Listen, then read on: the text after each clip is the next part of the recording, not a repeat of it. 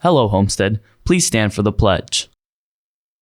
I pledge allegiance to the flag of the United States of America and to the republic for which it stands, one nation, under God, indivisible, with liberty and justice for all.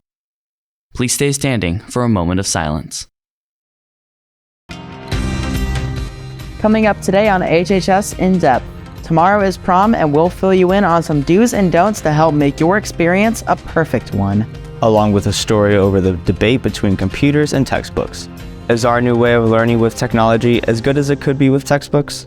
Plus, in sports, 2 more records broken by the girls' track team in the past week. I'll talk to you about those records later on in Down to the Wire. Those stories and more coming to you today only on HHS In Depth.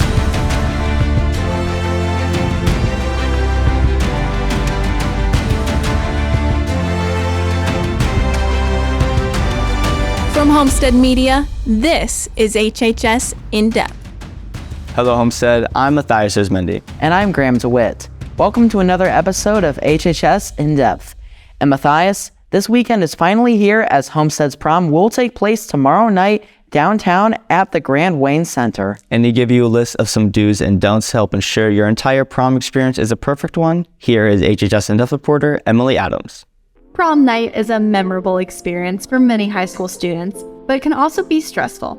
To ensure that you have a great time, here are some do's and don'ts to keep in mind. First, for some do's. Do choose an outfit that makes you feel confident and comfortable. This is your night, so wear something that makes you feel your best. Do plan your transportation ahead of time to avoid any last-minute stress. Whether you're taking a limo or driving yourself, make sure you have a plan.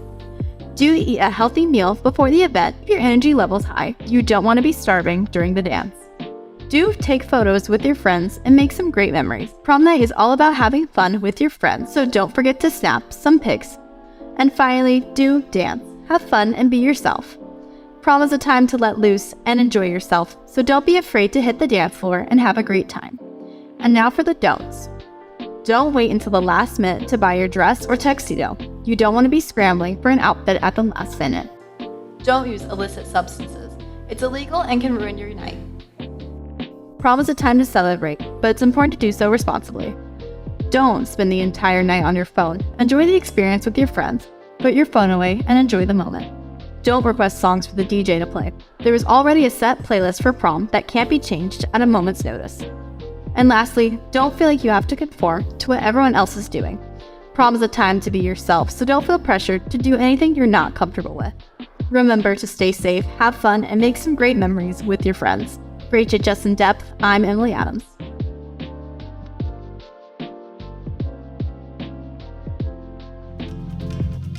With the weather staying consistently cool throughout the week, can we expect warmer weather heading into the weekend? I'll be back later on in the show to let you know. Here are some reminders for Homestead students who are attending prom tomorrow night at the Grand Wayne Center downtown. Number 1, no student will be admitted to prom after 9:30, so you must arrive to prom before then. Number 2, you must bring your prom ticket and your student ID, or you can also print out your Power School schedule along with your photo. Number 3, if you are bringing a guest, they must enter prom with you. Also note that guests are required to have a photo ID as well.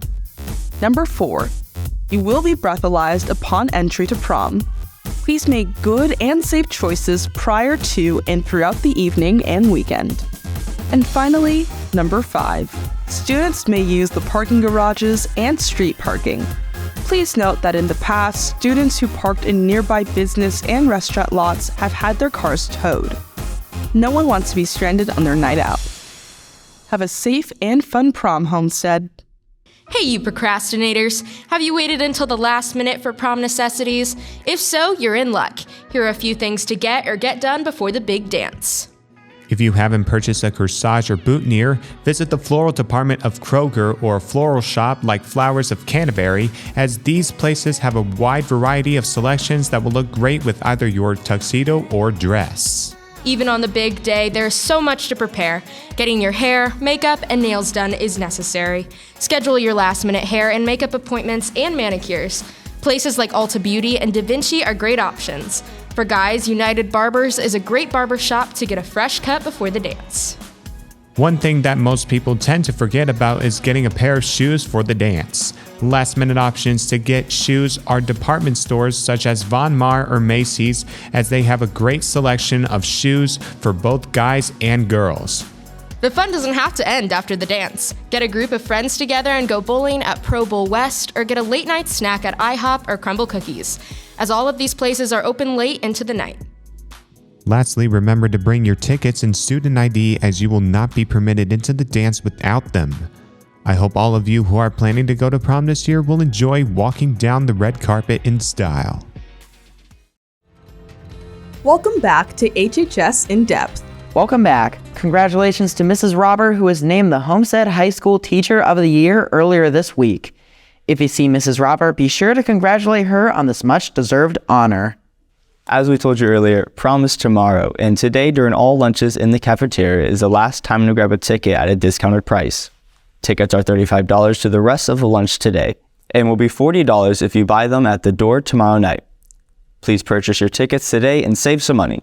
Calling all seniors, do you have some fun memories that you want to showcase at the graduation slideshow? Send your photos to the Google form sent in your email or scan the QR code shown here. All photos are due by May 6th. Photos submitted after the deadline won't be considered for the slideshow. Seniors, be sure to check out the Parent Club Bucket List scholarships. One HHS senior will receive a $1,000 scholarship, and 4 seniors will receive a $500 scholarship to fund their favorite bucket list item during the summer of 2023. Completed applications must be submitted to the email address shown here by 3 p.m. today. All seniors are encouraged to dream big and apply. Each and every high school student is used to learning and getting information from the computer, but would an old-fashioned textbook be an alternative or even possibly better source? Reporter Mara Nicholson provides some insight about each side of the debate. After years of online learning and digital focus, now the state is considering funding for textbooks. This leads to many questions from teachers, administrators, and students, mostly wondering about what this means for us in the future, and if a textbook would even be beneficial anymore. I like textbooks. They're a good resource for students, but more than students, they're resources for parents. It's an easy resource to say, hey, we're on chapter 5, lesson 3, page 176. Otherwise, we're making resources and finding resources and sending websites, and parents are having to find their own thing. So it's important because it gives a common resource that is not hard to access. We need that consistency of from one course to the next, Algebra 2 to pre-calc, whatever, that they're getting consistency in what they're doing. It helps to regulate your curriculum. It kind of guides you on where you go. But I can honestly say that I distinctly remember that if one teacher asked another teacher, where are you in your curriculum right now? My answer would be a reference to a chapter and section of a book. And so it definitely helps with things like pacing. Since being at Homestead, I've learned to kind of rely on myself and others to help prop up with that. I don't see a massive need for it, and I've kind of settled in as I've gotten more used to it here at Homestead.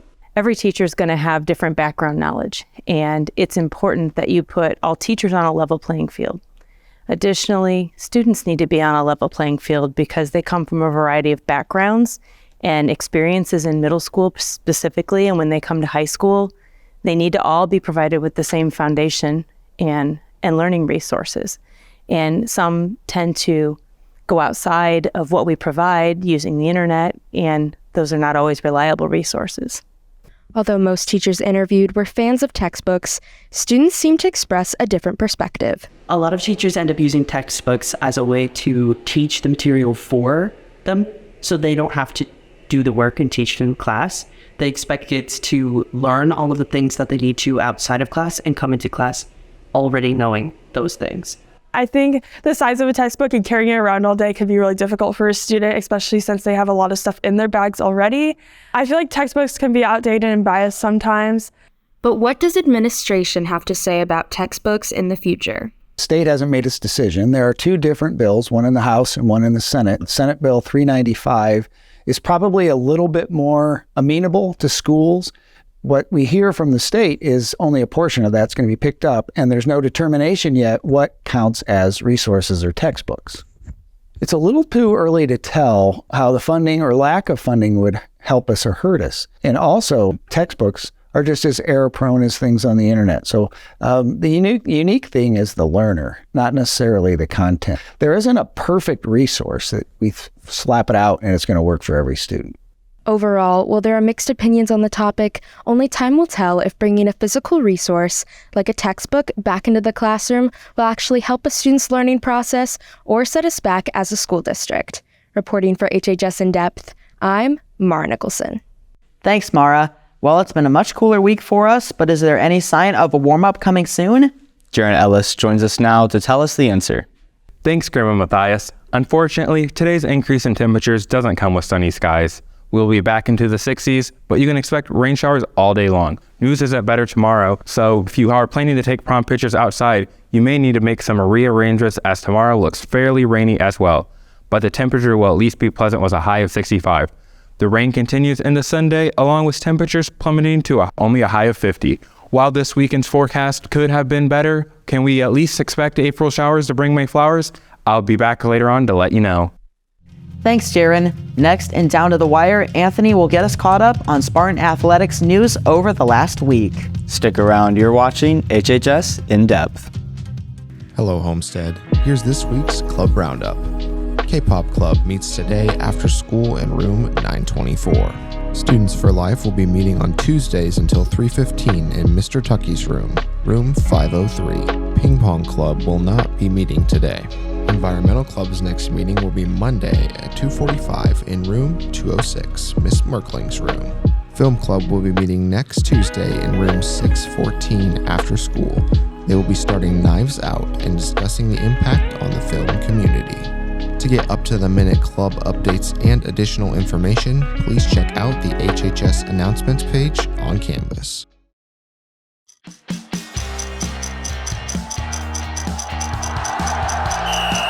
Welcome back to Down to the Wire. I'm Anthony Gary. It was, you guessed it, another record-breaking week in Spartan sports, and once again the record-breaking happened from our star juniors on the girls' track team. Last Friday at the Carmel Relays, Addison Canablo absolutely shattered the school record in the 3200 with a 10:12.69. She beat the previous record by an unfathomable 46 seconds. To understand just how crazy this time is, let's look at Homestead's great 3200 meter relay that takes 4 girls to run the same distance. Homestead's relay ran a 10:32 last week, and Addison ran a 10:12 last Friday. However, Addison wasn't the only record-breaking performance on the girls' track team in the past week, as Ellie Irwin once again broke the school record, this time with a milestone jump of 5'6". Incredible performances by these two individuals and the whole team that has been winning invitationals left and right so far this season. Moving on now to other Spartan spring sports, the softball team came out victorious versus Bishop Dwenger Monday, 12-1. In the game, Ava Mejia pitched 7 innings with 7 strikeouts. Gabby Silkworth went perfect at the plate with 2 RBI, and Claire Landergan went 3 for 4 with an RBI and a double. The girls play again tonight at home versus Huntington North. The boys golf team dominated Canterbury Tuesday by beating them 151-175. Sophomore Ryan Parker shot 2 under with a 34, Grant Drummond had a 38, and Carson Cabe was good for 36. The boys' next match will be tomorrow at Rock Hollow.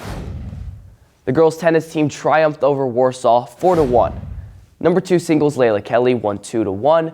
Number 3 singles Caroline Stock won her match 2-0. And number 1 doubles Reagan Zitlaw and Kendall Fry won 2-1. And lastly, number 2 doubles Elena Schill and Grace Hansen won their match 2-0. The girls play at the Homestead Invite tomorrow. The boys volleyball team beat Northrop Tuesday 3-0. Ja'Cory Schneider led the team in both kills and digs with 11 apiece. Jesse Biederbach racked up 19 assists, and Brady Henline posted 8 aces. The volleyball team is back in action at home next Wednesday against DeKalb.